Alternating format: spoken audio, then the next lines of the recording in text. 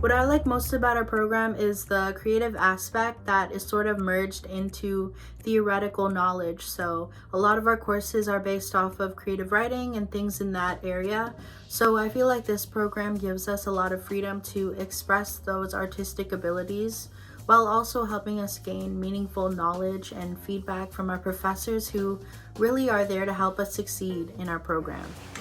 What I love about the Creative Expression in Society program is that it allows me to have interdisciplinary classes. My other programs focus naturally on one specific area, so it's really great to have a chance to explore disciplines that I might not normally get to and to bring my variety of interests to this minor.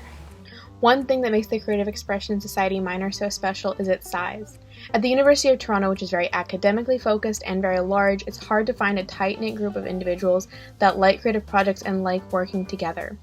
It's a great feeling to know that in my classes I'm able to reach out to my classmates and my professors in order to talk about projects and work together in order to make something great. Not only that, we're all invested in one another even if we're not that close, because we all have worked so much together and we've built a fond relationship.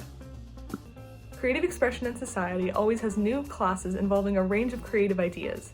It's the only program where I've been able to study creative writing, pop music, soundscapes, and holography, all within the same academic year. Someone who spent a while bouncing from minor to minor, I could say that Creative Expression Society was the first to give me a sense of community and also a sense that I'm developing in a meaningful way as an artist.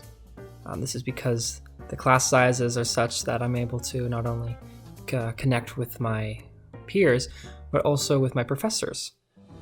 And they've really helped me grow valuable skills for what I want to achieve in life.